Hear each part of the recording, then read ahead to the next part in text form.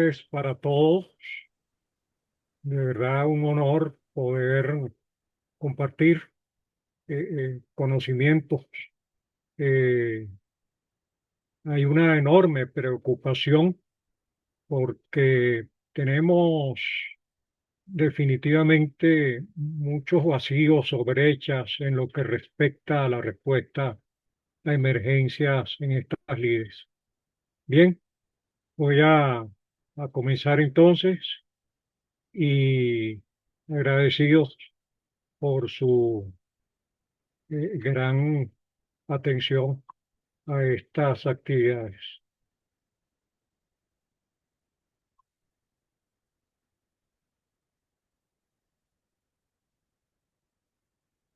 Como ya les decía el ingeniero Fernando, bueno, he tenido oportunidad de pasar por una serie de aprendizajes que me han permitido estar al frente de muchísimas situaciones este, de esta naturaleza y asimismo en muchísimos eventos.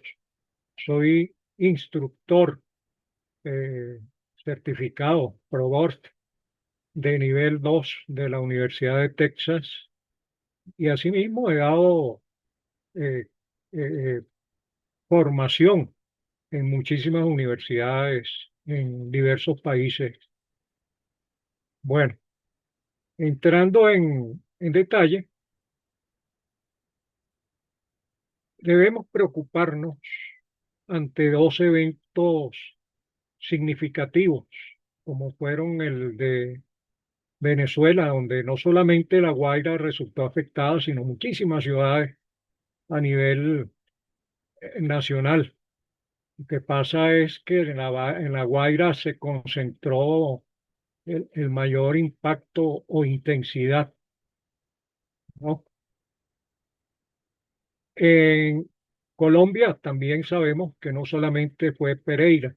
Este es un gráfico de Pereira, pero muchas ciudades como Cali, Quibdó, e incluso hacia el este colombiano también se vieron afectadas en menor intensidad ciudades como Buenaventura y otras tantas.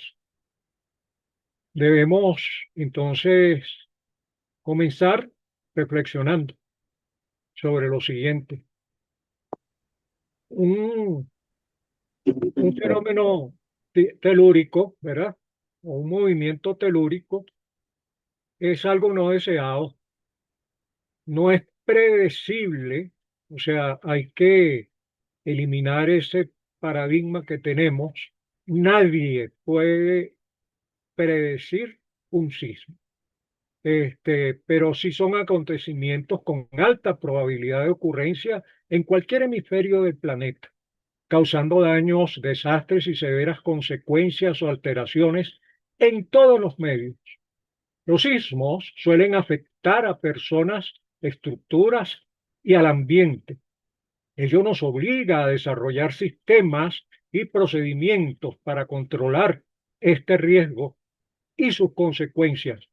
Y para lograrlo se requieren esquemas de prevención, ¿verdad?, de seguridad y de protección. Hay que aclarar acá, la seguridad está en cada persona y en la mente del individuo. Y la protección es lo que disponemos en el medio para poder abordar aquellos eventos adversos que se puedan presentar. Y lo más importante, hablamos acá de las respuestas primarias que sean seguras e idóneas para estas situaciones. Sin embargo, estamos limitadamente preparados y le damos poca o ninguna importancia a estas situaciones. Se subestiman estos factores naturales, los cuales ocurren en el momento menos pensado, ¿verdad? Y lógicamente afectan cantidades de personas y estructuras, lo cual también es impredecible. Asimismo, asimismo, ¿verdad? Las réplicas que derivan afectando nuestra integridad física, emocional y familiar, hasta quitarnos en oportunidades la vida.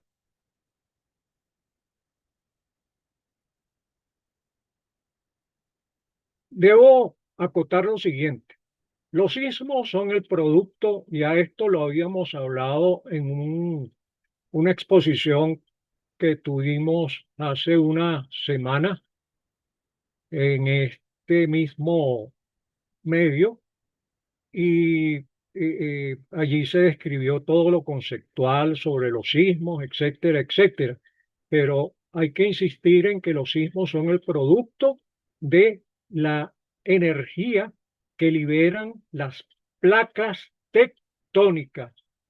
Placas tectónicas, no confundamos conceptos. Una cosa es falla tectónica y otra es placa tectónica. Aquí podemos ver este esquema, corresponde a San Andrés en los Estados Unidos, en California, la cual ha tenido muchísimas situaciones de esta naturaleza. Y allí podemos ver en este gráfico la falla de San Andrés, que es consecuencia de la convergencia de la placa suramericana y la placa, perdón, la placa norteamericana y la placa de Cocos. Ya eso es al norte.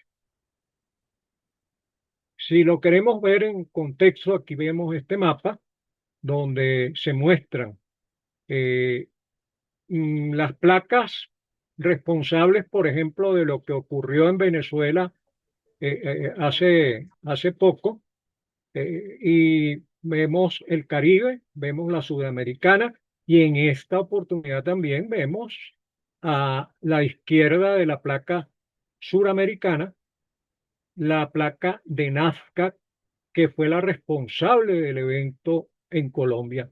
Esa placa es bastante extensa, o viene desde Chile hasta Panamá. Y luego, claro, colinda con la placa de Cocos, que es la que hablamos hace un momento con respecto a la norteamericana. Otra cosa importante, eso que estamos viendo allí globalmente es el cinturón o anillo de fuego del Pacífico, o sea, está en el Océano Pacífico. Pero esto es un gráfico. Si nosotros lo describimos, esa es una franja geológica que forma una herradura de unos 40.000 kilómetros y concentra cerca del 90% de la actividad sísmica mundial y el 75% de los volcanes activos de la Tierra. Su intensa actividad se debe al choque y la subducción de las placas oceánicas, liberando cantidades masivas de energía. Es un área de constante actividad telúrica con gran incidencia en el resto de la Tierra. Genera tensiones que al liberarse originan movimientos telúricos en los continentes que componen su entorno, más la inmensa actividad volcánica en ese contexto. Las placas se mueven a gran velocidad, entre comillas, y liberan mucha energía.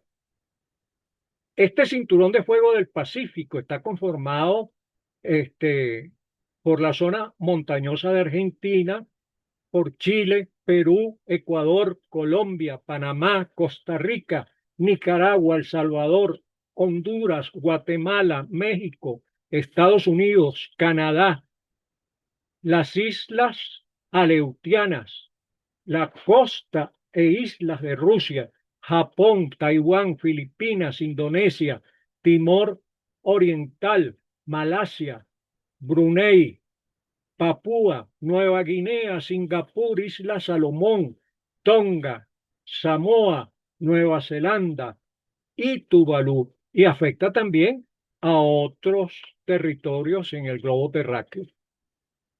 Ahí podemos verlo. Lo que nos debe llamar la atención en este mapa que presentamos acá son los piquitos rojos. Muchos se preguntarán, ¿qué es eso?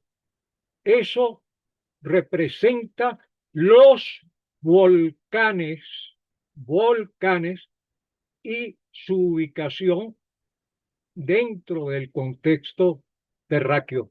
Pueden ver que no solamente es en el cinturón de fuego del Pacífico, sino también en otras regiones. Debe preocuparnos porque los volcanes también dan lugar a sismos.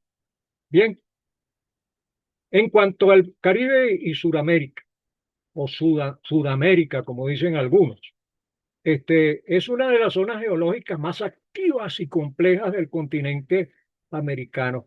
Esos bloques de corteza terrestre colisionan y se deslizan de manera continua, cambiando y definiendo el relieve con variado riesgo sísmico en América del Sur y Centroamérica.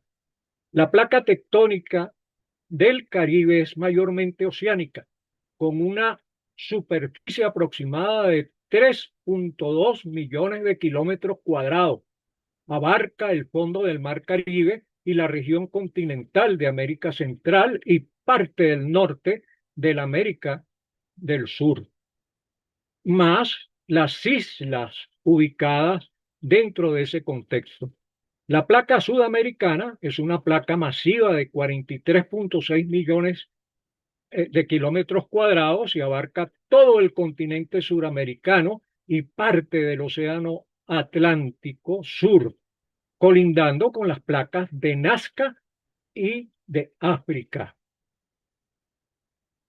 Si esto lo vemos, y esto es lo que nos tiene que llamar la atención, la fuente de este mapa que vemos acá es Funvisis, la Fundación Venezolana de Investigaciones Sismológicas. Allí pueden observar que para los efectos nuestros, ¿verdad? La placa del Caribe y la suramericana comienzan en Trinidad y Tobago y luego recorren la costa al norte de Venezuela, ingresando más o menos en el estado Carabobo, allá se llaman estados, no departamentos, y luego se viene por los estados andinos, Lara, Trujillo, Mérida, Táchira, y luego ingresa por la frontera a Colombia, en la región de Santander, ¿verdad? Allí está Cúcuta, pero nos tiene que llamar la atención lo siguiente. Están viendo a Bogotá y Bogotá está justamente al norte de esa placa tectónica y luego esa misma placa tectónica sigue al Ecuador hasta Guayaquil, luego retorna por la costa colindando con la placa de Nazca que antes mencionamos. Hace un rodeo a Panamá y luego colinda con la placa de Cocos hacia el resto de Centroamérica, ¿verdad? Y Norteamérica. La magnitud sísmica, porque hay que hacer una diferencia. Lo importante es que la magnitud es la cuantificación de la energía en sí que se libera, ¿verdad? Al momento de esa colisión o divergencia de las placas tectónicas. Algo muy importante,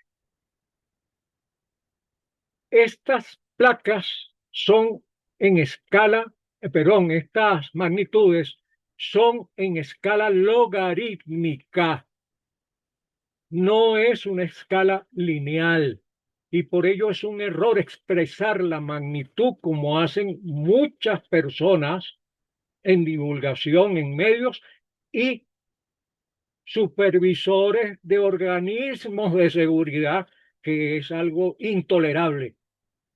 No se puede expresar en grados porque es un logaritmo. Y por cada punto de escala, ¿verdad? Que se libera, hay aproximadamente 32 veces más de energía que en el punto anterior. Veámosla como referencia a la escala de Richter-Gutenberg. La gente acostumbra a decir Richter, pero realmente fueron dos los autores de esta escala. Y lo que nos tiene que llamar la atención, no voy a detallar acá, es lo siguiente. Hasta 4.9, ¿verdad? Los movimientos de objetos son perceptibles y se genera ruido, ¿verdad? Pero hay poco daño probable. Es importante evacuar preventivamente. Y de estos sismos hasta 4.9 hay alrededor de 6.200 por año en todo el globo terráqueo. ¿Qué pasa? Que a veces se genera miedo Pero pues siempre y no se se puede genera dejar de... pánico. No, pero ahí tenemos cuatro Por ya. favor, un micrófono por allí. Y se genera pánico ante algo que lo podemos considerar no grave. O sea, siempre que nos hablen de una magnitud por debajo de 4.9, debemos pensar inmediatamente que es algo ligero y que no hay consecuencias graves. Es más, si vemos el caso de los sismos entre 3 y 3.9 de magnitud, ocurren alrededor de 50.000 por año. Un sismo de magnitud 10 nunca ha ocurrido y se le llama épico. Nunca ha ocurrido. Asimismo, entonces, la intensidad, para que no sigamos confundiendo esos términos, la intensidad es la medida de los efectos o daños que ocurren en la superficie donde se genera el epicentro. Realmente, esa intensidad tiene otras medidas que son totalmente diferentes y va a depender, lógicamente, de los terrenos, de las características de los suelos donde está incidiendo. Bien, los suelos rocosos tienen más resistencia que los suelos blandos y con poca cohesión. Veamos esa escala, vemos algo curioso. Allí sí podemos hablar de grados. Y por otra parte se representan con números romanos que van del 1 al 12. Un sismo de categoría 12 es catastrófico y ha habido pocos en el planeta Tierra. Pero la escala actual, la vigente por la que nos regimos, se llama escala de momento sísmico. Esa escala reemplazó o sustituyó la escala de Richter y Gutenberg. Y la razón es que esas escalas antiguas, que incluso habían otras en otros, por decir así, hemisferios, se saturan cuando la magnitud del sismo, como vimos, la magnitud que no se pronuncia o no se refiere en grados, sino es algo logarítmico, decíamos entonces que se saturan. Y por encima de esa cifra, pocas veces hay certeza en lo que se diagnostica. Esto es muy importante. Bien, voy a hablar, aunque esto lo había descrito en la presentación anterior, de la licuefacción o licuación, porque a muchos le llamó la atención el cierre de muchos sectores en las ciudades afectadas y las carreteras. Señores, cuando ocurre este fenómeno, que es donde un suelo granular saturado pierde resistencia y se comporta como un líquido fluido y por ende se hunde. O sea, pasan de un estado sólido a un estado licuado y adquieren consistencia de líquido denso y pesado, algo así como una arena movediza. Entonces, hay que estar claros en lo siguiente. Esto ocurre más que todo en zonas de nivel freático alto y asimismo donde hay suelos, ¿verdad? De poca cohesión, por ejemplo, suelos arenosos. Donde hay suelos arcillosos, donde hay rocas ígneas, donde hay rocas calizas, la resistencia es algo mayor. Entonces, y para esto prela la habilidad o la agilidad del ser humano para sobrevivir. O sea, prudente no quedarse al lado de eso.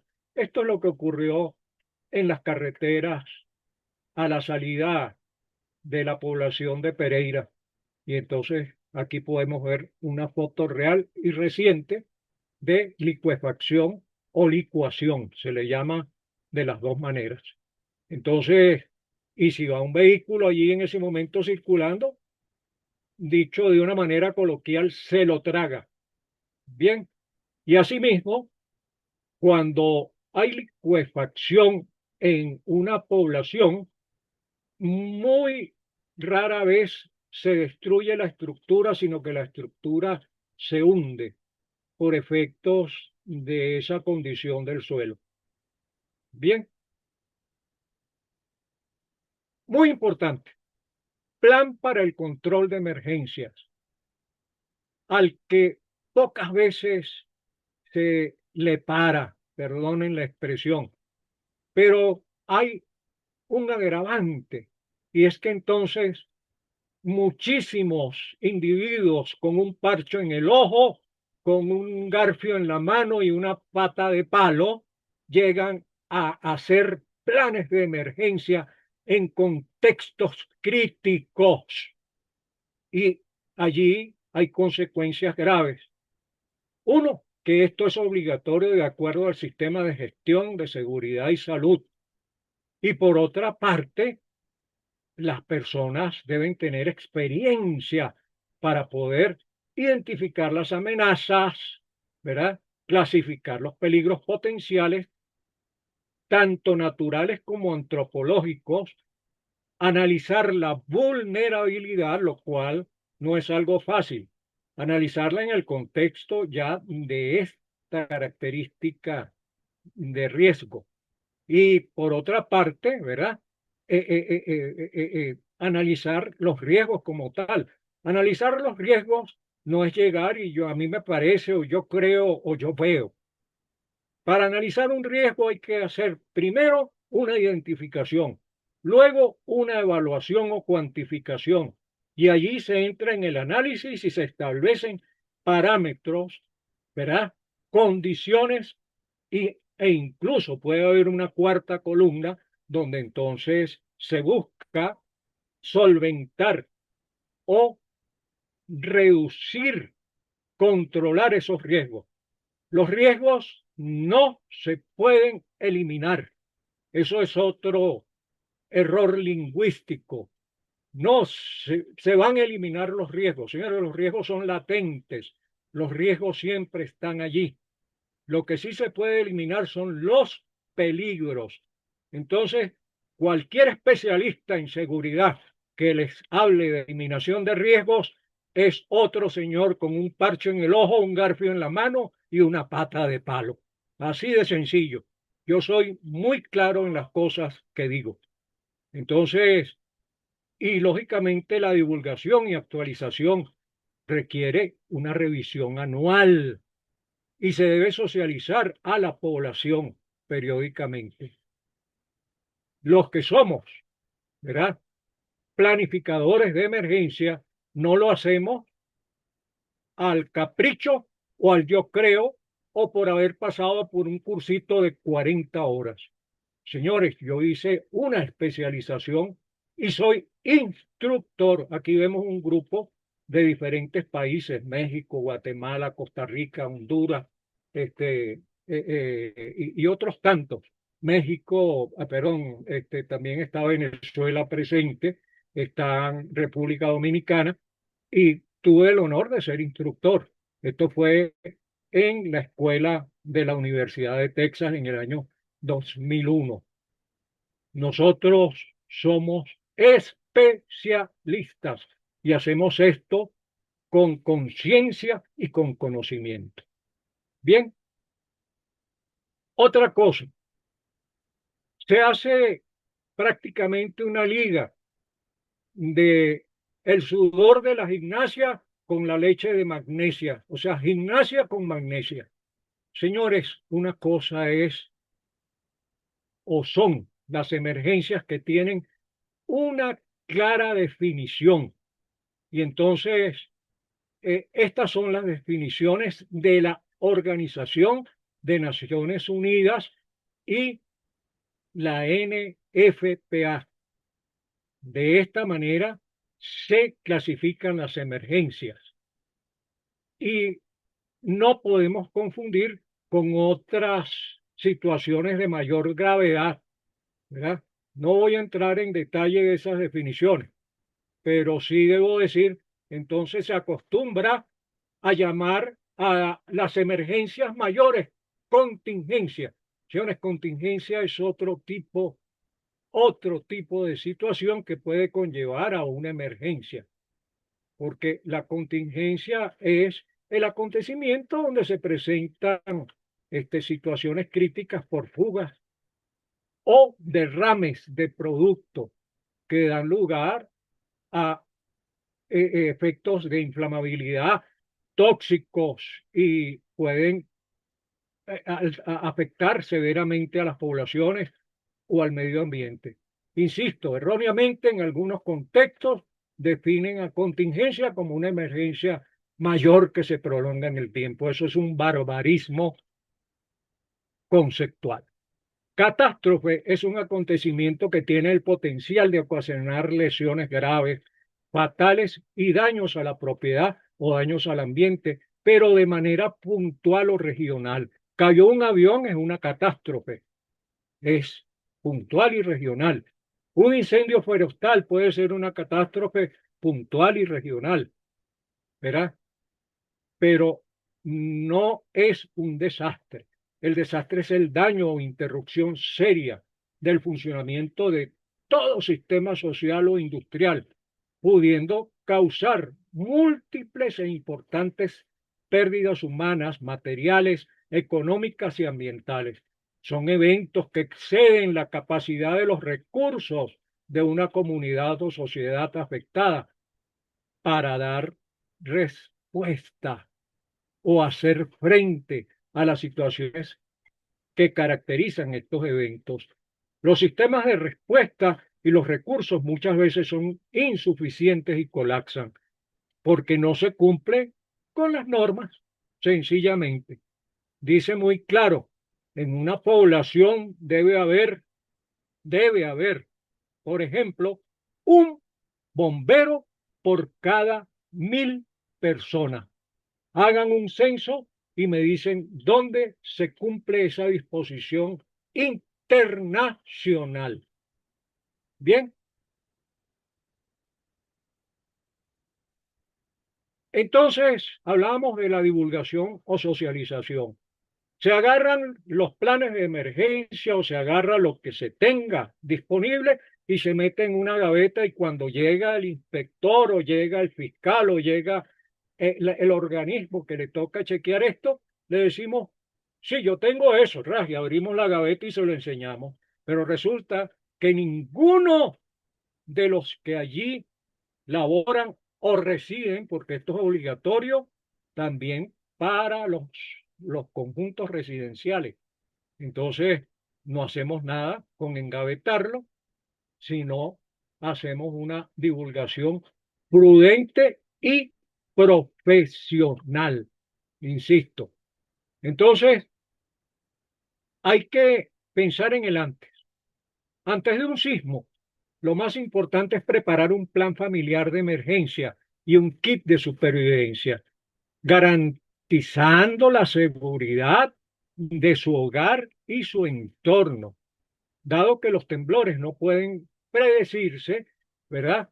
Entonces, eh, eh, eh, o estar, por decir así, anímicamente preparados, debemos hacer inmediatamente reflexión, o sea, aunado a la sensatez y los ensayos previos. Estas son las herramientas efectivas para poder sobrevivir. En la planificación familiar y del entorno, se debe diseñar un plan de emergencia definiendo los roles junto con la familia, ¿verdad? Y acordar un punto seguro de encuentro en el exterior, identificando las zonas seguras de la vivienda, de su vivienda, localizando los puntos estructuralmente fuertes en esa casa, ¿verdad? Tales como columnas o bajomesas resistentes, y definir las rutas de evacuación. Hay que, por eso, realizar simulaciones y simulacros periódicos con la familia, ensayar el método de agacharse incluso y cubrirse o sujetarse bajo una mesa, ¿verdad? Ubicar los interruptores de todos los servicios y suministros una vez que cese el temblor y asegurar que esos suministros estén cerrados o los sistemas eléctricos abiertos, y asegurarnos pues también de que todos sepan cómo y dónde, ¿verdad?, debe hacerse. Entonces, eso es clave y eso hay que ensayarlo con la familia. Eso es en nuestra casa. En cuanto a la adecuación de la vivienda, hay que asegurar los objetos pesados y fijar en la pared los muebles altos, las bibliotecas, los televisores, los espejos, los cuadros que puedan caer y causar lesiones o heridas. Despejar los pasillos, manteniendo las vías de evacuación de mi casa y las puertas libres de obstáculos. Revisar periódicamente la estructura, paredes y techos para evitar colapsos. Asegurar que las sustancias peligrosas, inflamables y tóxicos estén colocadas en lugares bajos para que no vayan a volcarse los contenedores y eso haga un agravante al momento de un sismo. Las mochilas individuales deben estar en un lugar de fácil acceso y contener elementos indispensables para subsistir o sustentarnos en las primeras 72 horas, tales como agua embotellada, comida enlatada, no perecedera, papel sanitario, botiquín de primeros auxilios con medicamentos esenciales. Una persona que sea diabética o necesite otro tipo hipertenso, va a requerir de sus medicamentos. Hay que llevar un silbato para emitir señales y quedarse atrapado o para avisar de algo. Hay que llevar copia de la identificación en esa mochila, tapabocas, linterna, un radiecito portátil con pilas para estar informado, el celular, si es posible, ¿verdad? Los duplicados de las llaves importantes, si tenemos un vehículo y cuando se permise el movimiento del vehículo, tener las llaves a la mano. También es opcional copias de escrituras importantes o documentos importantes y dinero en efectivo. Eso es opcional. Bien, las simulaciones. Debemos entender que las simulaciones son ejercicios metodológicos, educativos, operativos, constructivos y amenos. Se utilizan para probar y entrenar en un salón o en una maqueta, ¿verdad? Donde deben participar las organizaciones y las personas que intervienen en ese entorno o medio. Allí se recrean de manera teórica y evolutiva los eventos más factibles en la realidad y se van complicando para poder darle, si se quiere, peso a las respuestas sin poner en riesgo a los actuantes. Entonces, eso, eso es la simulación. Los simulacros son Señor, ejercicios de eh, campo. con participación, Ingeniero Gustavo, diga usted. discúlpeme que le interrumpa, es que de pronto no logra ver la manito levantada y quisiera no dejar pasar un comentario de lo que usted dijo ahorita y me parece muy importante del botiquín y es el dinero en efectivo, porque escuchaba ayer una conversación de unas personas que tienen familiares allá en Cali, en Pereira, y decían que los cajeros electrónicos colapsaron.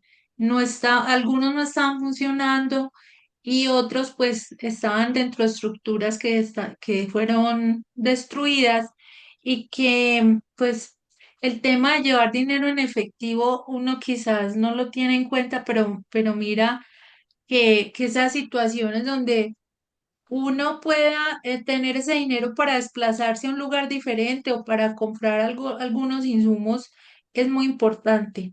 Muchas gracias. Sí, gracias a usted, porque esas observaciones son cruciales, son fundamentales. Recuérdense que acá no es un monólogo, es un diálogo y lo que ustedes aporten en función de sus experiencias tiene peso, porque eso es lo que nos va a permitir sobrevivir, que sencillamente es lo que estamos buscando acá con esta exposición. Este, lo material se recupera, en eso debemos estar bien claros. Bueno, el simulacro ya es en vivo, involucra la actuación de víctimas, si se quiere, fingidas, y se ejecutan técnicas, estrategias para revisar los conocimientos y poder optimizar los recursos necesarios bajo esas simulaciones. Este, los simulacros deben hacerse, y aquí me van a disculpar, pero lo voy a decir también porque hay que exponerlo. No son payasadas anuales de carácter político donde sacan un montón de gente a la calle sin decirles el qué, el por qué, el para qué. Entonces, con celulares en la mano y haciendo una cantidad de barbarismos que lo que van a hacer es complicar una emergencia al momento de que ésta ocurra. Lo que pasa es que queremos inventar la rueda y no nos regimos por los códigos y las experiencias.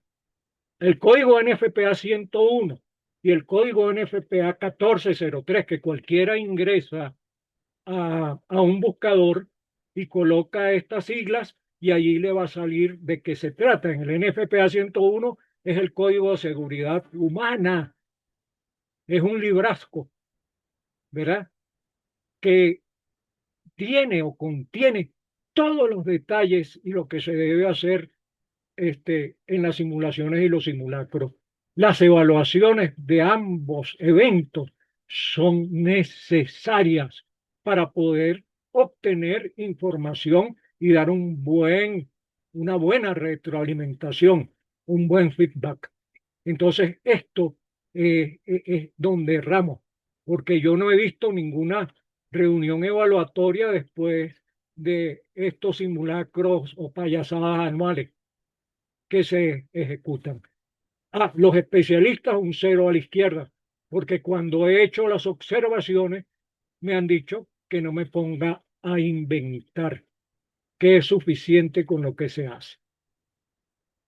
Entonces, en definitiva, hay que prepararse en el antes para asegurar nuestro hogar, para preparar el maletín o mochila personal, también para ensayar el plan con la familia, ubicar el punto de encuentro y delegar responsabilidades. Mire, joven, 15 años piensa, usted al momento de que esto ocurra, usted cierra el agua o cierra el gas en este sitio. Eso es algo, y se busca un suplente porque puede salir afectado el responsable. Entonces, y participar lógicamente en las simulaciones y simulacros periódicos, ya que esto es obligatorio por ley. Los organismos cuando llegan a inspeccionar en las empresas o en las administraciones de la residencia, lo primero que hacen es pedir la relación de los simulacros o las simulaciones y el plan de emergencia que se dispone. Bien, Ingeniero, dígame. en cuanto a los simulacros, mire lo importante de lo que usted comenta también, y es que ahorita en este evento que se presentó eh, acá en Bogotá, pues digamos que fue un simulacro obligado, pero permitió identificar muchas fallas pues que realmente nosotros no estábamos preparados para eso. Y con el ánimo de aportar nuevamente a lo del botiquín, por ejemplo, en nuestro caso, caímos en cuenta de incluir en el botiquín una batería recargable que permitiera, mm, pues, cargar los celulares, cargar em, linternas. Y porque es que a veces de la carrera uno sale, si acaso le va bien con el celular en la mano, pero si el celular está descargado y no hay Sí, sí, energía, sí. entonces, Y si el sismo ocurre en horas nocturnas, generalmente ya el celular no tiene la batería disponible. Entonces, esto es ujú, algo que llama a reflexión. Nuevamente, gracias, Sofía. Bueno, aquí gracias. vemos una síntesis y aquí está lo que hablábamos del. Allí están señaladas, puedes ver que está la linterna y al lado están las baterías. En el Ah, caso de la sí, señor. linterna, Ujú. está el dinero, está el silbato, está el duplicado de las llaves, la copia de los documentos de identidad, un botiquín de primeros auxilios, los elementos esenciales de aseo, alimentos no perecederos, el radiecito, e incluso hasta de si se quiere, unos calzados cómodos, porque a veces salimos descalzos por el mismo miedo o el pánico que se genera. Y el papel higiénico, porque imagínese usted entonces, pueden surgir estas necesidades y ¿qué vamos a hacer? Esa es la pregunta. Dicen Ah, a los diga, bueno, en otro sentido, también hemos insistido en conservar la calma, agacharnos, ¿verdad?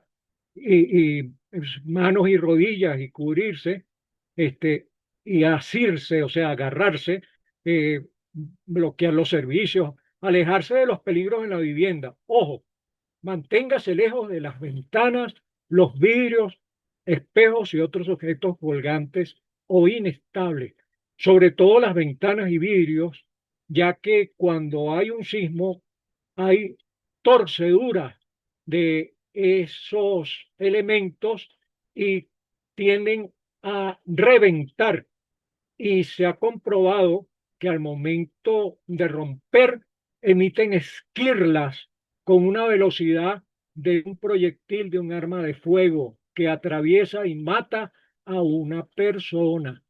Entonces, evite marcos de puertas, ya que hoy en día no se construyen las puertas. Por ahí había una teoría. No, ubíquese debajo de una puerta. Señores, las puertas hoy en día no se construyen con dinteles ni columnas laterales en arquitectura y por ello son sencillamente marcos de aluminio o de madera que no tienen soporte. Bien, en esto debemos estar bien claros. Asimismo, no se debe evacuar norma NFPA y norma de la ONU cuando una persona o una familia se ubica por encima de un nivel 5 en una estructura, porque cuando salimos y empezamos a danzar en las escaleras, producimos un sismo adicional que puede hacer que las escaleras se desmoronen y entonces es peor el remedio que la enfermedad. Entonces hay que esperar, ¿verdad? A que cese el temblor para poder evacuar por encima de un nivel 5. Los ascensores no se deben utilizar y la razón que pueden perder energía o como ellos se desplazan en rieles, estos se pueden deformar y la persona o la familia puede quedar atrapada dentro de esa caja. Y si hay un incendio, eso se comporta igual que el horno de una estufa. Entonces nos van a conseguir asados dentro del ascensor. Entonces, en áreas exteriores, evites la zona que tienen ventanas y tienen vidrio. Ese es un gran error en la payasada que se hace anualmente, donde sacan a la gente y la colocan frente a locales o estructuras o fachadas con vidrio y también donde hay vallas publicitarias y paredes que pueden colapsar. Entonces, o elementos y objetos colgantes.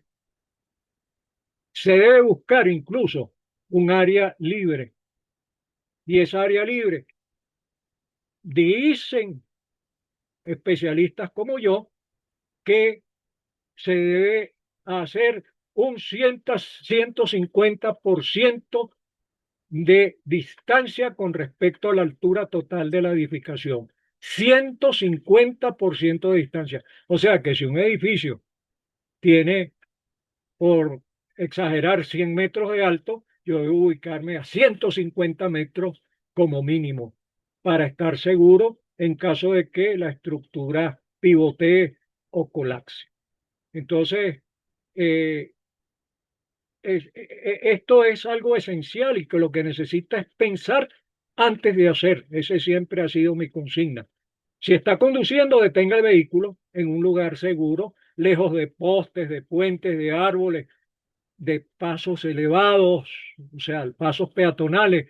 Permanezca dentro del automóvil, tírese al piso y manténgase en el interior del automóvil. Asimismo, a los pasajeros hay que obligarlos a que se queden dentro de la unidad. Ustedes dirán, ¿por qué? Bueno, es posible que un cable eléctrico se desprenda. ¿Y qué pasa? Que en el carro hay una garantía relativa que son los neumáticos del vehículo que son aislantes. Y entonces, en caso de que el cable caiga arriba del vehículo, nadie va a salir electrocutado. Entonces son cuestiones sencillas, pero que no las pensamos.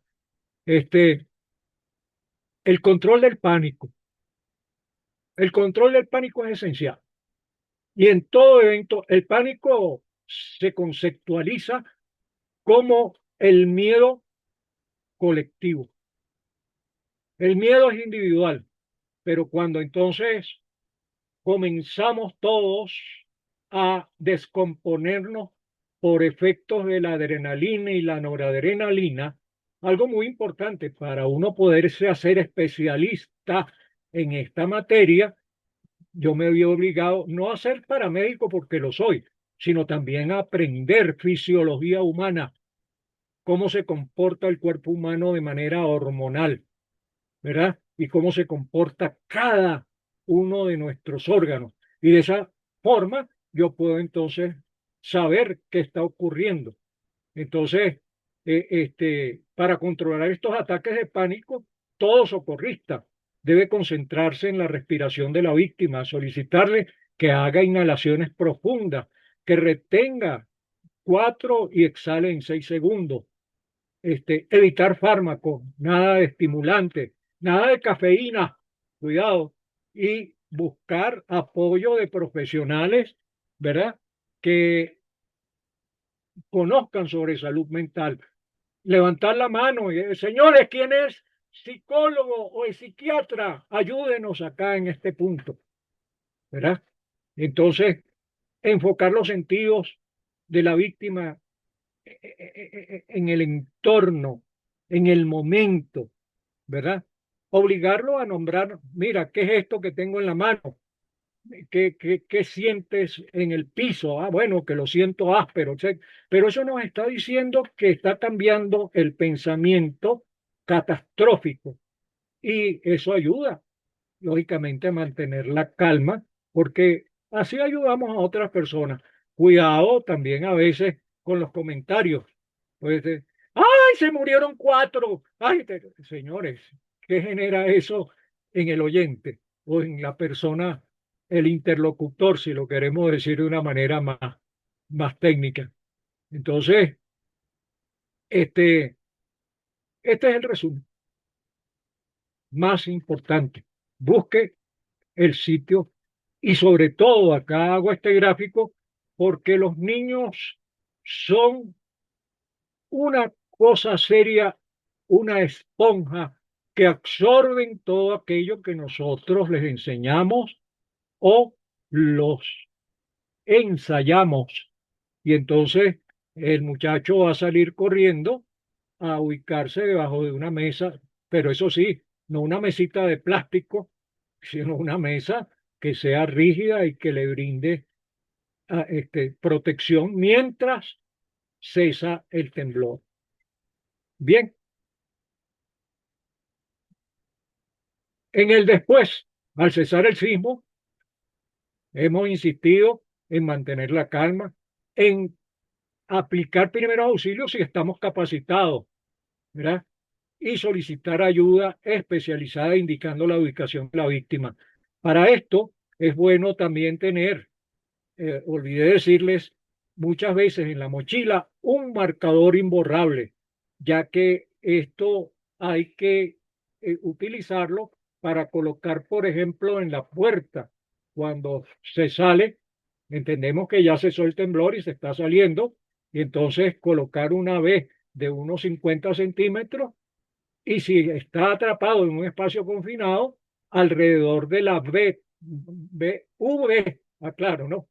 Lo que pasa es que nosotros decimos en Latinoamérica V pequeña, pero es la V, y entonces alrededor de esa V hacer un círculo. Eso es señalización internacional, y eso indica a los socorristas que ahí hay una víctima dentro de un espacio confinado si está atrapada o una víctima atrapada. Si no está atrapada, sencillamente la ve y eso le da el indicio a los rescatistas. Precaución y reacción ante fugas. Evite encender fuego. No use velas, no use encendedores. Evite usar aparatos eléctricos. Eléctricos me refiero a los que están en la casa, en el hogar. Proceda a evacuar segura y ordenadamente. Utilice solo las escaleras, no corra. Diríjase al punto de encuentro señalado, obedezca a los guías de evacuación o siga las señales de la estructura si no hay guías de evacuación. Lleve su equipo, el kit, ¿verdad? De prioridad, ¿verdad? Eh, eh, a lo que puede proteger su vida y a los demás.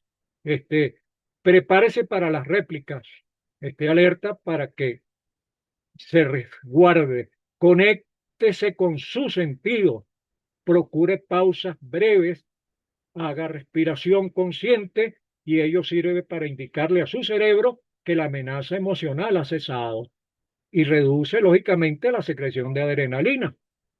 Entonces, en cuanto a comunicación, dosifique las noticias, evite la sobreexposición a las imágenes del desastre. Mira lo que está pasando allá. Oye, no, quedémonos tranquilos y orientemos en la supervivencia de manera moderada, de manera pausada.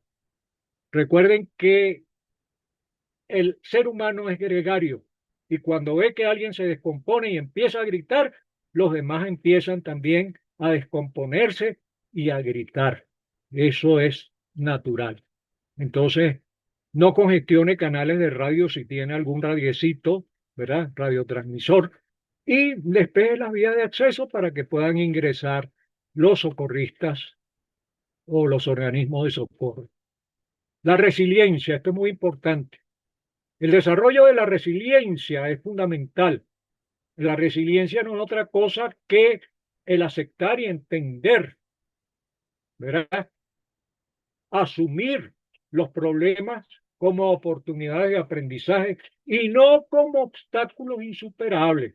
La resiliencia no es una cualidad innata, sino un conjunto de habilidades emocionales, cognitivas y sociales que cualquier persona puede desarrollar y disponer. el autoconocimiento, analizarme, ¿verdad? Las redes de apoyo, cultivar vínculos afectivos sólidos con amigos, con vecinos, familiares o grupos de confianza. Este, la resiliencia no significa afrontar todo en solitario. No, yo no soy Superman. Entonces, unirnos para sostenernos ante la catástrofe o crisis, ¿verdad? Y poder actuar. Entonces, actuar aunque sea evacuando. La flexibilidad mental, aceptando el cambio que se está presentando. Y la acción orientada desglosando los problemas complejos en pequeños pasos manejables en lugar de evadirlos. Insistimos, respire profundo al pensar. Los guías de desalojo o evacuación son personas de la comunidad debidamente instruidas y adiestradas. Instrucción es teoría y adiestramiento es práctica. Con certificación obligatoria por ley, dirigen ordenadamente hasta una zona segura a los residentes y a los visitantes de una estructura, sea industrial, administrativa o residencial, a objeto de salvaguardar su integridad, sus vidas ante emergencias, ¿verdad? Se debe evitar el protagonismo. Ahí están viendo, yo, modestia aparte, fui gerente de seguridad en la empresa Pacific Rubiales Energy. Y allí están viendo la mano esa que ven con el color naranja ubicada a un ladito, es la mano mía. Pero estoy chequeando en un simulacro la evacuación del edificio de 17 niveles que está ubicado en la carrera novena con 110, donde pueden ver que ordenadamente salen las personas por el lado derecho de la escalera. No cumplieron totalmente las disposiciones, pero por lo menos se logró esa parte, ya que debe haber una separación de 3 a 4 peldaños por persona y se deben retirar los zapatos de tacón alto, ya que he visto accidentes, y esto nos ocurrió en Venezuela, en el edificio de PDVSA, donde una persona que no se quitó los zapatos de tacón alto, la persona de adelante cayó y esta persona le hundió el tacón en el abdomen, le produjo una peritonitis y falleció. Entonces, por eso la prohibición universal de quitarse o tener disponible un calzado cómodo en la oficina al momento o en la casa al momento de evacuar.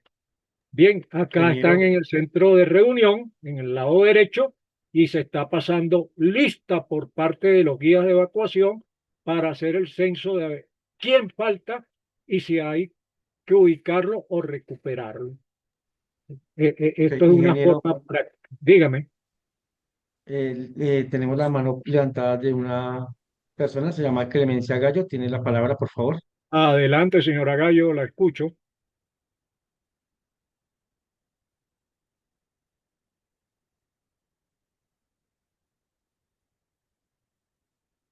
Adelante, señora Gallo, Clemencia Gallo. Bueno, Continúa, ingeniero. bueno, ¿Me están no, escuchando? Buenas tardes. sí, buenas tardes. No, mira, tengo varias inquietudes con todo esto que acabo de pasar y gracias a Dios aquí en Colombia se ha venido haciendo una ah, em, atención muy cuidadosa de todos esos simulacros y sensibilizarnos para un desastre de estos.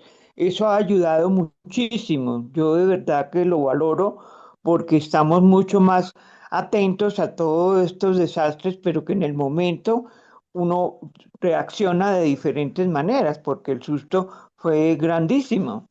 Pero yo pienso y me pongo a analizar. Ustedes, dentro de todas las capacitaciones que dicen de simulacros y de todas las prevenciones, uno tiene que tener el maletín con todo eso permanentemente, con comidas, con los documentos, con todo, sin saber cuándo va a suceder. Y cuando va a suceder, uno sale corriendo a salvar su vida. Entonces, y queda por allá en el escondido el botiquín y todo. Entonces, ahí a la gente le pasó eso. El Lo, edificio se cayó y se cayó. ¿Sí me lo que pasa, entiendes? le voy a decir algo un poco más, ¿no? Que uno también tiene una formación, no como psicólogo, pero sí cuando nos formamos como especialistas en esta área. Hay algo que los psicólogos llaman programa secuestrador. El programa secuestrador no es otra cosa que a través de ensayos o simulacros permiten que al momento de que algo ocurra, uno pueda reaccionar y el cuerpo lo hace muchas veces de manera automática. Le voy a poner un ejemplo muy sencillo para ilustrarlo. Cuando usted conduce un vehículo con cambios automáticos y pasa, perdón, un vehículo con cambios sincrónicos, cambios de palanca, y luego pasa a un vehículo con cambios automáticos y va llegando a la esquina en el semáforo y usted tira el pie en el aire buscando el embrague o para la caja de cambio. Y eso, usted dice, bueno, ¿y qué pasó? ¿Por qué? Y muchas veces vamos a buscar al hijo al colegio y entonces tenemos en el programa secuestrador que debemos seguir derecho en esa vía y nos olvidamos de que el hijo, el niño estaba en el colegio cruzando a la derecha. Entonces, estas son cosas, los pongo como ilustrativo, ¿no? Pero cuando yo hago simulacros reales, no, e insisto y perdónenme, no payasadas políticas, sino que me preocupo porque la gente esté clara y aprenda lo que tiene que hacer. Uno de los detalles en un simulacro que debe el evaluador chequear es que al momento de la evacuación se lleve el maletín o el botiquín o lo que dispone, y sobre todo en los conjuntos residenciales, donde es obligatorio. Porque yo le aseguro que la mayoría, cuando ocurrió este sismo, el lunes pasado, estaban en sus residencias, porque la gente no anda en ese momento en el trabajo. Muchos empiezan a trabajar a las 8:30, 9 de la mañana.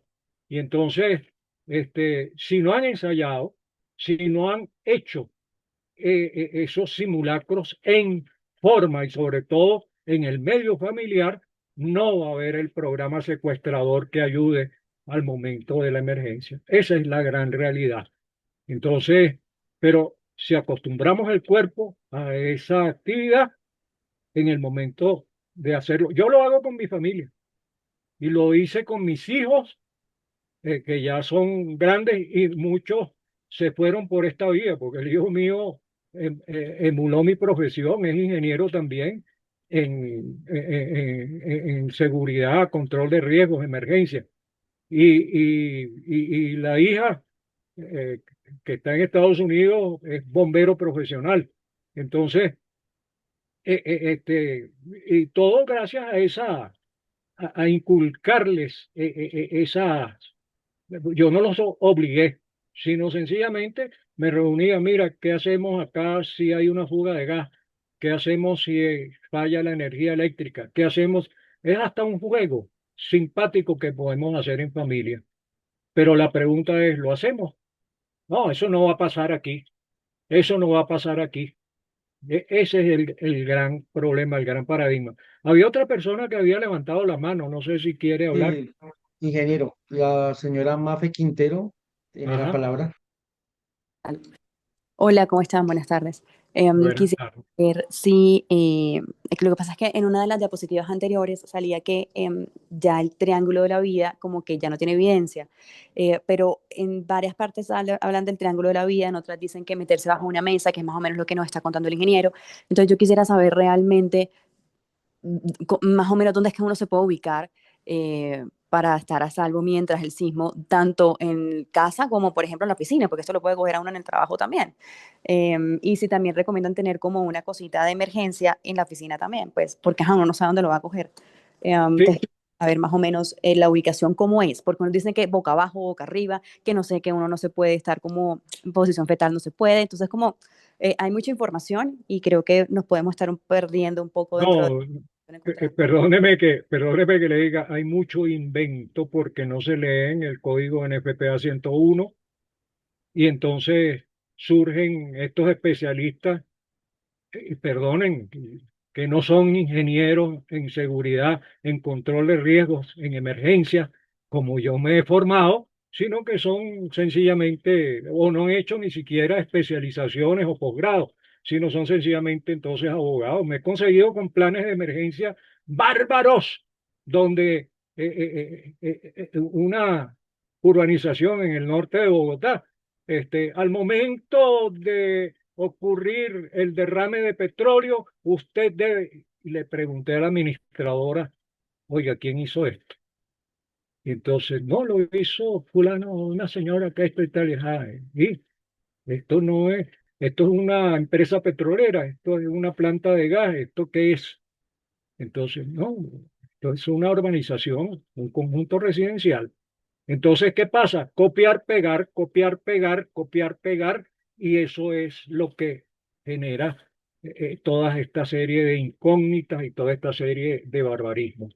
El triángulo de seguridad está abolido por muchos especialistas y la ONU recomienda no aplicarlo porque las paredes hoy en día son drywall o son sencillamente paredes, lo que vimos de La Guaira, el barbarismo, bueno, ya gubernamental de hacer paredes con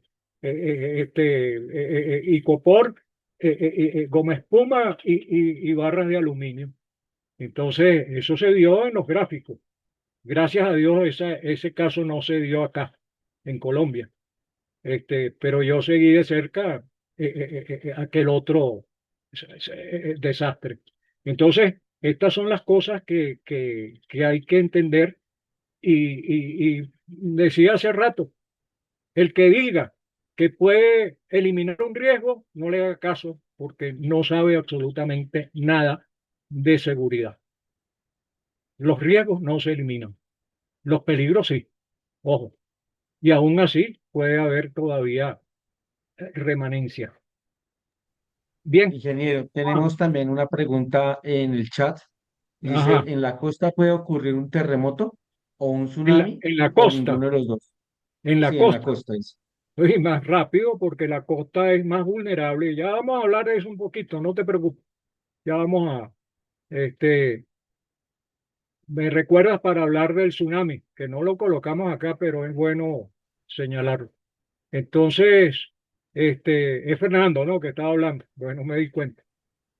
Este, eh, los guías de desalojo, y esto para resolver esta incógnita, insisto, norma internacional aprobada por la ONU, NFPA 101, Código de Seguridad Humana, que regula estrictamente las infraestructuras físicas, señalamientos, anchos de escaleras y pasillos y salidas en función de la población, tanto propia como flotante que puede haber en una estructura.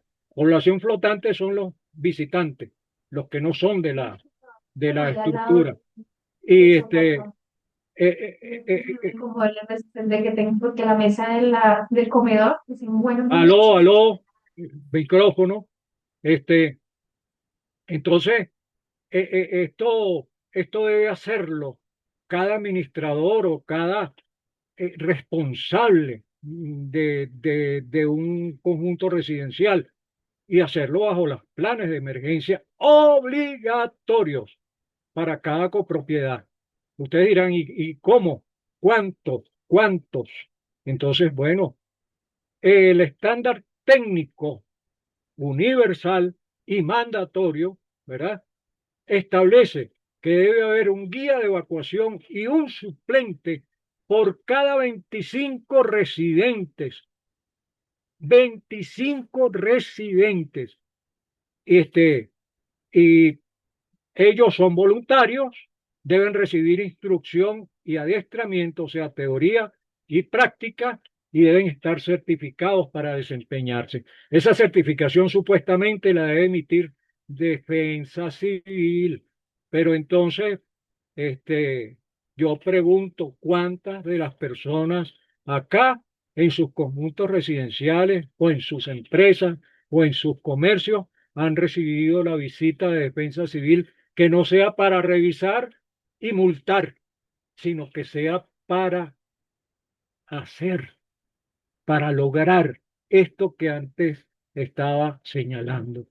Entonces, ojo, los celadores o vigilantes no deben ser guías de evacuación ni brigadistas para emergencia, porque desvarían y desvían sus responsabilidades en la seguridad patrimonial y custodia de bienes. Entonces, esto debe quedar bien claro.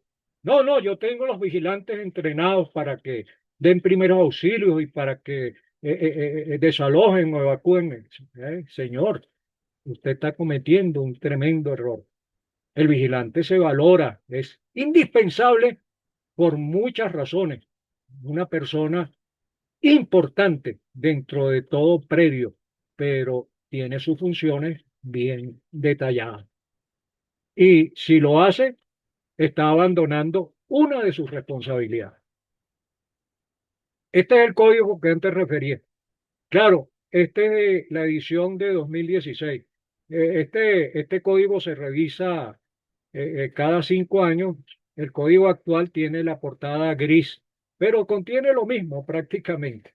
Entonces, esto es importante y bajo este precepto debe hacerse todo plan de emergencia y allí es un librasco, como les dije, con muchísimos capítulos y allí claramente expresa todo lo que es la supervivencia, la seguridad, la protección humana. Entonces, el rescate, porque esto es otra cosa que hemos visto con muchísimo nerviosismo. Son tareas que requieren ser asumidas de inmediato, dentro de un esfuerzo, coordinación y equipo. Ojo, ¿qué pasó aquí? Bueno, coordinación y equipo entre los diferentes actores que intervienen en estas delicadas tareas. Yo entiendo, hay muchos voluntarios, o sea, gente que viene a colaborar, pero entonces, ¿por qué no se puede hacer lo que hacen en los países avanzados? No le niegan la participación a ese colaborador, pero sí asignan bomberos o funcionarios, por ejemplo, en Estados Unidos de la FEMA, la Federal Emergency Management Agency, para que forme rápidamente con charlas, con un conversatorio a esas personas sobre lo que es seguro, sobre lo que no deben hacer, para que puedan colaborar. Pero entonces aquí no, se les permite la entrada libre, se les da luz verde y ellos se están arriesgando extremadamente. Este, eh, en cuanto a esto del rescate, está establecido como estándar internacional que se puede y se debe hacer dentro de las primeras 72 horas, 3 días, estándar internacional, ya que durante ese periodo las probabilidades de supervivencia son altas para la mayoría de las personas, pero caen drásticamente a partir del cuarto día debido a la deshidratación y a veces por la gravedad de las lesiones. La Organización de las Naciones Unidas establece que los equipos de rescate deben mantener las operaciones de búsqueda activa entre 7 y 5 días. Y luego, tras 24 horas sin detectar señales de vida, las operaciones de rescate pueden darse por concluidas cambiando a la fase de recuperación de cuerpos. Los resultados se maximizan en la medida que cada respondiente reconozca sus limitaciones corporales e identifique sus áreas de intervención. Para esta localización, como fase inicial crítica, debe estar orientada a detectar y confirmar de manera exacta la presencia de víctimas vivas, atrapadas o perdidas. Y se debe aceptar la mutua colaboración, como antes mencioné, en función de oportunidades bajo un comando en escena. Y ya sabemos que esas oportunidades hay que aprovecharlas porque los bomberos y los funcionarios de las otras organizaciones colapsan porque no hay un número suficiente de respondientes. Entonces, en cuanto a comando en escena, norma internacional NFPA 1561. ¿Qué pasa? Aquí tenemos la rueda inventada con un puesto de mando unificado. Señores, el puesto de mando unificado existe también en la NFPA, pero se le llama sala de crisis, donde están los jefes grandes alejados de la zona caliente para que no se expongan. Pero el comando en escena es necesario establecerlo porque ahí están justamente los que conocen del tema bajo un comandante, lógicamente, en escena, que tiene la pericia para saber qué hacer si se presenta un fuego, si hay que hacer primeros auxilios o socorrismo o supervivencia, si hay que hacer frente a una condición hazmat. Hazmat es hazardous material, materiales peligrosos que se puede presentar porque si hay una fuga de gas, eso es un material peligroso. Si hay electricidad, es un material peligroso. Si hay inflamabilidad, es un material peligroso. Entonces, por eso la necesidad de una persona que sepa en el sitio, no que llegue, perdonen, el alcalde o el que tiene estatura dentro del contexto político a dar órdenes equivocadas, a inventar la rueda, como yo siempre digo. Y entonces, y eso lo que va es a conducir al caos, al colapso y a un posible, si se quiere, desarrollo mayor del evento. Entonces, definitivamente, estos señores de rescate exploran las estructuras, hacen búsqueda superficial de manera manual e utilizan, porque han sido formados los bomberos y el personal de defensa civil, para la simbología internacional o el marcaje internacional. Eso se llama simbología estandarizada INSARAC, que se mencionaba antes. Entonces se hace el señalamiento con la simbología estandarizada llamada INSARAC. Bien, este, es importante la localización canina, ¿verdad? Allí se aprovecha el desarrollado sentido del olfato que poseen los perros, entrenados para ello. Eso les permite rastrear partículas humanas en el aire. Y asimismo, en el primer párrafo decíamos acá, la localización electrónica con equipos de escucha geotécnica, o sea, sensores sísmicos y geófonos de alta sensibilidad que permiten captar golpes, rasguños e incluso la respiración débil de una persona. El uso de boroscopios. Boroscopio es un aparato mecánico que se utiliza para hacer algo similar a una endoscopia, pero en equipos. Tienen cámaras y poseen sondas con iluminación integrada y audio bidireccional.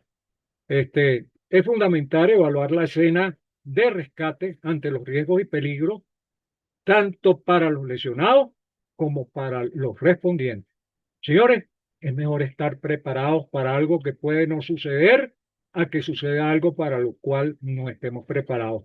Esta frase me la han plagiado muchas empresas de seguro, muchas organizaciones, pero es original. La hice yo en el año 93. Entonces, ¿qué he hecho? Bueno, he hecho presencia, he actuado en operaciones nacionales e internacionales, interviniendo ante diversos desastres o catástrofes muy críticas y significativas. Acudí y desarrollé operaciones de búsqueda, rescate y extracción en los desastres de Tacoa en Venezuela, de Armero en Colombia, de San Juanico en México, de Vargas en Venezuela y en el World Trade Center en Nueva York. Entonces, como fuerza de tarea internacional. Algunas de mis certificaciones, sencillamente mi lema es servir mientras sea posible. Yo todavía con mis 76 años me considero hábil, ágil y con buen conocimiento y sensatez. Este, Quedo a la orden. Ahí están mis coordenadas. Cualquiera puede llamarme, puede consultarme y yo gustosamente este, buscaré pues la manera de satisfacer la respuesta. Quedo a la orden entonces para las inquietudes que tengan. ¿Aló, Fernando? Doc, te comento, estaba todavía preguntando por el tema de los tsunamis. Eh, Ajá. en el chat preguntan, Esta, ¿en la costa puede ocurrir un terremoto o un tsunami o ninguna de las dos? es más, si lo vemos de manera objetiva, ¿dónde queda la placa de Nazca? Está interna en el Pacífico, o sea, en toda la costa de Colombia. Quiere decir que por eso las ciudades más afectadas, donde sabiendo que el sismo se originó gracias a la placa de Nazca en su convergencia con la placa del Caribe, estamos claros en que eh, allí se pueden sufrir los impactos más críticos. Pero asimismo, hay que señalar que el tsunami no es otra cosa que ante el impacto o el descenso brusco de el bloque tectónico, se puede generar un vacío en el fondo marino, el cual da lugar a que se forme, ¿verdad? Con ese vacío, una ola gigantesca que se va a desplazar lógicamente hacia las costas. Y esas costas van a recibir olas que pueden tener hasta 50 metros de alto. Lo que sucedió en Japón cuando ocurrió el sismo en el año 2011, si mal no recuerdo, pero lo cierto fue que eso llegó hasta la planta nuclear y allí hubo emisiones radiactivas, etcétera, etcétera, etcétera, y hubo muchísimos muertos, a pesar de que Japón es uno de los países más preparados para confrontar los sismos. Pero hay cosas que muchas veces tiene la naturaleza como sorpresa y que nos pueden ocurrir. Asimismo, los volcanes. Los volcanes no son otra cosa que cantidad, ¿verdad?, de roca fundida o elementos fundidos que están en el subsuelo, pero que forman parte de este paquete que comprende las placas tectónicas o los bloques tectónicos. Y entonces puede haber consecuencias. De hecho, tengo entendido que se activó un volcán cercano a la costa y no nos extrañe con el Nevado del Ruiz que pueda haber una respuesta como consecuencia de esa presión o compresión que está haciendo la placa tectónica. Entonces, todo eso está en ese conjunto. Vimos el cinturón de fuego del Pacífico y les indiqué que los piquitos que había señalados allí en rojo eran los volcanes que están ubicados en toda esa costa. Esto es realmente preocupante porque son muchas las situaciones y las condiciones de riesgo que podemos conseguir. Este, ¿Me están viendo el gráfico? Sí, señor. ¿Aló? Ok. Es bueno señalar, aunque no estaba, porque esto lo hice ver en la presentación anterior, porque hay otro gran paradigma. Señores, sismo, temblor, terremoto o movimiento telúrico, científica y lingüísticamente son sinónimos. Entonces eso de que si un temblor es esto, que eso lo han hecho los periodistas, los comunicadores y lo han hecho personas que muchas veces desconocen de esto y entonces diferencian terremoto de sismo, de movimiento telúrico o de temblor. Todos tienen el mismo significado. Ahí lo pongo al final. Un sismo podría no tener consecuencias apreciables a simple vista, pero mayormente hay daños, impactos desastrosos, los cuales van a depender de su magnitud y su intensidad, pudiendo costar vidas. Entonces, esto todo tiene la misma descripción. Bien, otro detalle que es importante señalar, este, en la cultura popular y en los medios de comunicación se han desarrollado y establecido sutiles diferencias para estas palabras, basándose principalmente en los parámetros de la magnitud del movimiento, así como la intensidad y el daño ocasionado. Ello ha generado confusiones conllevando a usarlas de manera errada. Este, las placas tectónicas no son lo mismo que las fallas. Las placas tectónicas ya dijimos que son los fragmentos masivos, los grandes, que convergen y liberan energía para que se produzcan los sismos. Las fallas tectónicas, o también llamadas fallas geológicas, son las fracturas o zonas de fractura que ocurren en los entornos de esos bloques de roca en la corteza terrestre. Y estas discontinuidades se producen de forma natural. Cuando las fuerzas de las placas tectónicas superan la resistencia de las rocas, ¿verdad? Se presentan entonces las fallas tectónicas, permitiendo que los bloques se muevan entre sí de manera vertical. Bogotá, ojo, tiene varias fallas tectónicas. Podemos hablar de la de Usaquén, que es una de las más críticas y puede incidir en esa población. Asimismo, hay muchas más en Colombia, pero advierto, porque esa falla tectónica pasa por debajo de toda la carrera novena, la vía ferroviaria.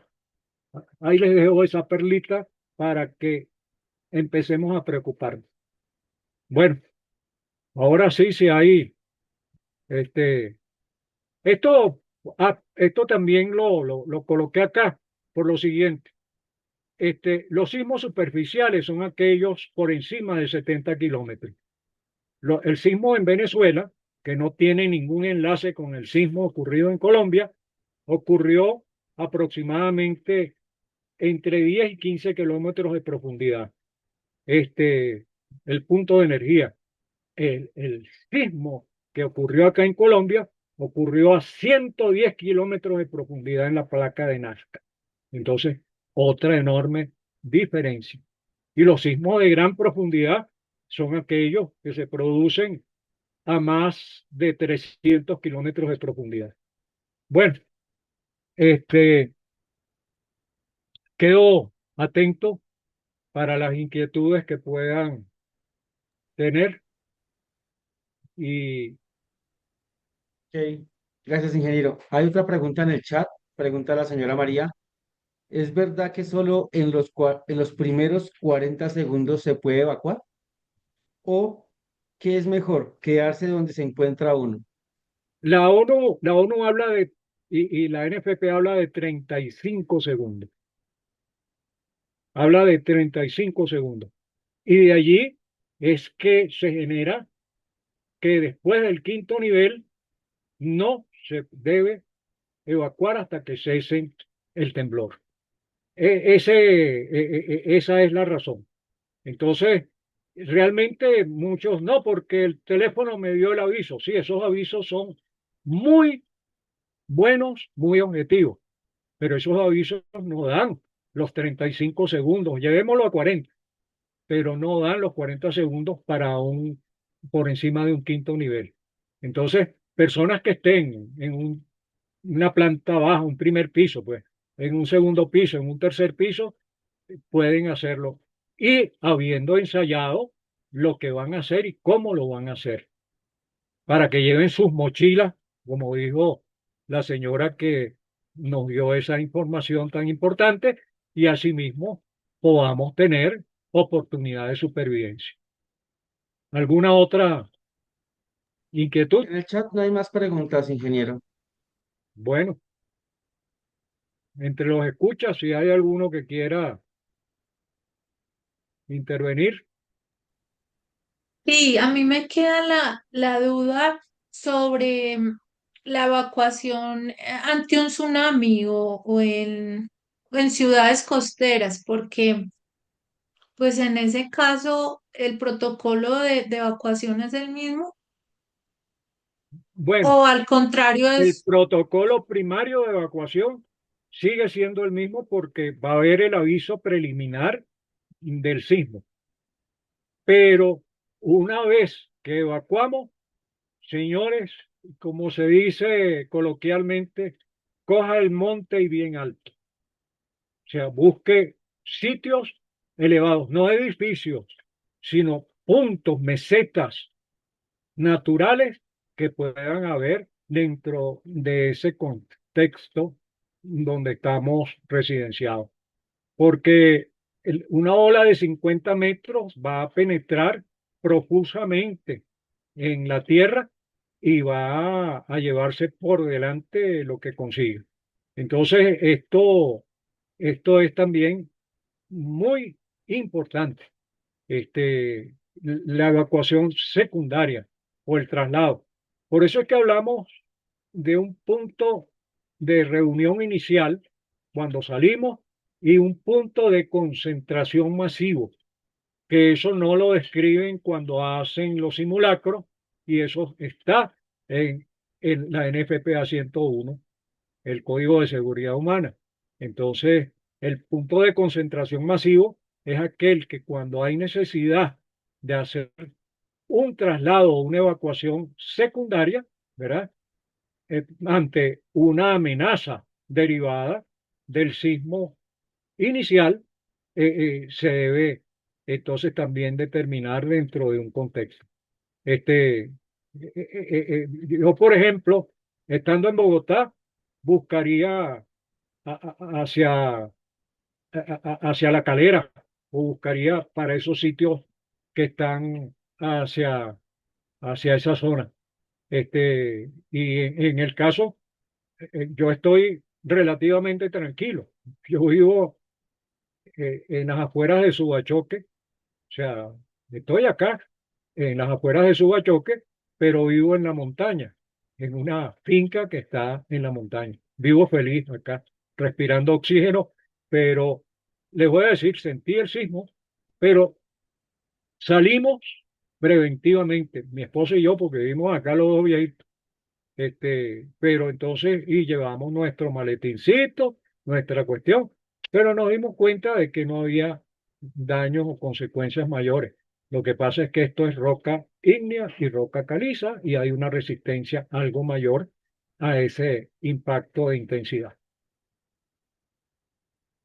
¿Quedó respondido? ¿Alguna otra pregunta?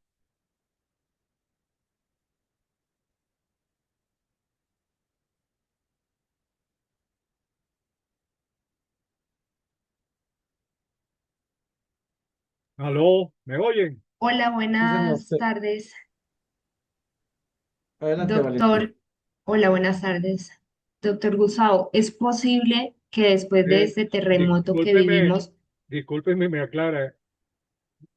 Es Valentina, mi prima hermana. no, señor, Ah, no. Ah, bueno, porque ella resultó damnificada en Pereira. El edificio donde estaba ella se cayó. No tuvo ah, lesiones, ya está reubicada en Ibagué, pero por eso preguntaba, ¿no? La voz es parecida. Bueno, adelante, le escucho. estoy en Cali. Después de este terremoto que vivimos, ¿es posible que se pueda presentar una réplica, pero con días de diferencia, o las réplicas solo se pueden presentar en el mismo día o al día siguiente de... No, las réplicas casi siempre son en las 24 horas subsiguientes. Es difícil una réplica ya a más de 4 días que llevamos de la ocurrencia del sismo. Es un nuevo sismo y puede originarse en la misma placa tectónica, o la misma convergencia de la placa del Caribe y la de Nazca. Entonces, siempre hay que estar preparado. Insisto, esto no es algo especulativo, esto es algo que necesitamos, en definitiva, concientizarlo, porque somos nosotros los que salimos afectados, este, como seres humanos. Entonces, este, yo sigo estando a la orden siempre para aclarar, para llevarlos pues a información veraz, objetiva, profesional. Yo no invento la rueda y esa ha sido una de las razones de mi éxito profesional. Yo puedo decirles, uno de mis antecedentes, yo fui el gerente corporativo de seguridad, salud y protección integral de Petróleos de Venezuela. Estoy acá sin entrar en detalles por razones consabidas. Ya tengo en Colombia 23 años, o sea, soy colombiano de corazón. Pero todo lo que yo cito, lo que expongo, lo expongo con conocimiento tanto teórico como de causa. Me tocó ser comandante en escena en cantidades de eventos de gran magnitud y proporción. Y un comandante en escena no es el que llega a dar órdenes, ese es otro error que se tiene. El comandante en escena es el que dirige un equipo de profesionales, porque hay áreas donde uno muchas veces no tiene, vamos a decir, el know-how para poder hacer. Hay que hacer evaluaciones de daño. Las evaluaciones de daño previa formación, yo tengo esa formación, pero yo no voy a ponerme a hacer evaluaciones de daño. Entonces necesito preferiblemente ingenieros civiles que estén formados en esa ciencia y que puedan dar respuesta, porque esto no es llegar allí a ver a poner el ojo, a ver si hay una grietica, o a ver si hay, no, hay un esquema, así como hay esquemas para evaluar los suelos, y saber si un suelo es vulnerable para que haya una licuefacción, como antes mencionamos. Entonces, esa evaluación de suelo tiene que hacerla también un especialista en suelo. Entonces, hay mucha tela que cortar y muchas cosas que hacer. Repito, no la payasada de un simulacro anual donde no se va a obtener realmente por parte de la posible víctima la información prudente. Ok, ingeniero, la señora Teresa tenía la mano levantada, puede continuar con A la la pregunta, orden, señora Teresa.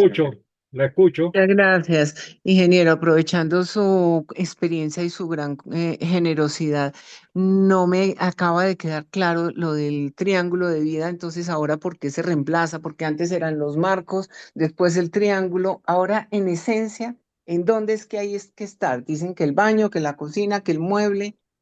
Bueno, lo que hay es que tener bien claro los puntos seguros dentro del predio que habitamos. Punto seguro, las columnas de concreto. En las columnas de concreto podemos ubicarnos, concreto armado, o sea, porque esas columnas tienen lo que llaman los nervios, las cabillas, el acero interno y tienen revestimiento de concreto. Y ahí hay una resistencia relativamente mayor que el resto de las paredes, pero eso no quiere decir que el techo no pueda colapsar y el techo puede hacer un pivote hacia adentro y resulta que me aplasta contra la columna. Entonces, todas esas cosas hay que pensarlas.